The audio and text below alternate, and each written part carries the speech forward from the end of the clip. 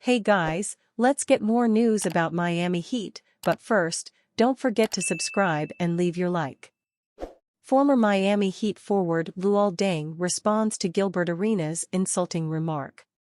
Former Miami Heat forward Luol Deng is keeping his foot in the world of basketball, taking over as president of the South Sudanese Basketball Federation in 2019. South Sudan recently faced off with the loaded Team USA in an exhibition match ahead of the 2024 Paris Olympics.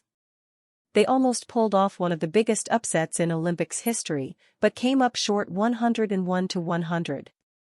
Retired guard Gilbert Arenas wasn't fond of the USA sneer loss, leading to an offensive comment from him on social media. Deng took notice of the remark, responding to it in a recent Instagram post with nothing but respect. "I'm not upset or angry at these ignorant remarks made by my former colleagues. I was more disappointed to see them coming from two individuals LV always respected," Deng said.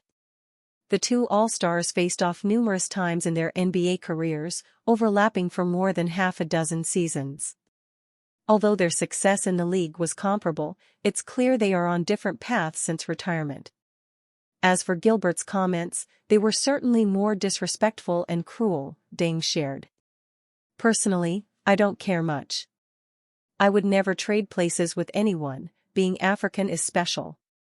However, for young African and African American kids who admire and listen to Gilbert, these comments can make you think less of yourself and make the rest of the world think less of Africans." Fans praised Deng in the comments for handling the situation with the utmost respect, an approach expected by a man who earned the title of basketball president. Miami's draft picks impress in victorious Summer League. As the Miami Heat emerged as champions from the NBA Summer League, the team's rookies played a key part in the tournament, as draft picks Kel'el Ware and Pelle Larsson impressed. Where they will stand to begin the season and how big their roles will be remains to be seen. Nevertheless, Miami has to be satisfied with its draft class so far.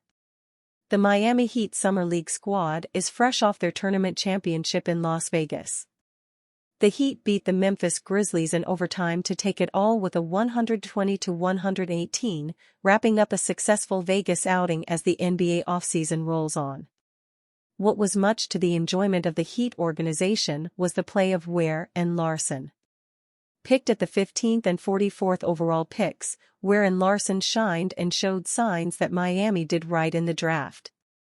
Going undefeated in Vegas, Ware averaged 18 points, 8.3 rebounds, and 1.5 blocks. He exceeded 20 points in 2 games.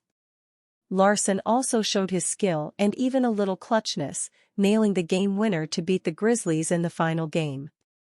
Overall, he averaged 12.5 points, 3.7 rebounds, and 3.7 assists.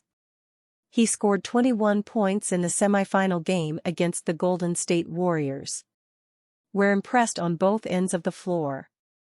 He showed he could score the basketball using his size and strength. Additionally, Ware worked hard on the defensive end, as his paint presence was a highlight throughout the Summer League tournament. His ability to get up for rebounds and block effectively might have proved enough to Pat Riley and the Heat coaching staff that developing their young draft pick into a player who can support Bam Adebayo is in the cards. An added bonus? Ware seems unafraid to shoot from long distance. Big men shooting threes is only becoming more common in today's NBA. After going 30% from 3 on 1.7 attempts per game in Summer League, Miami might encourage him to keep shooting. Adebayo was granted that same encouragement toward the close of last season and going into next season. "Shoot more from 3, Coach SPO says." Coming out of Indiana at 7 feet, the looming big man is still a rookie, nonetheless.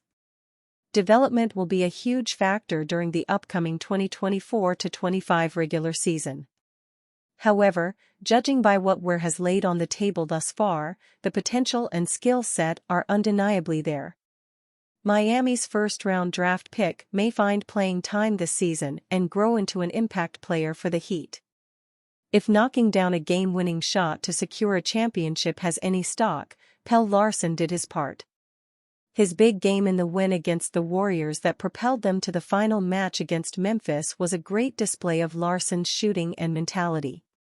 Larsson's situation differs from that of Kjell where, due to the number of players in Larsson's position already on the Heat, Duncan Robinson, Alec Burks, and Josh Richardson should all enter the upcoming season ahead of Larsson on the depth chart.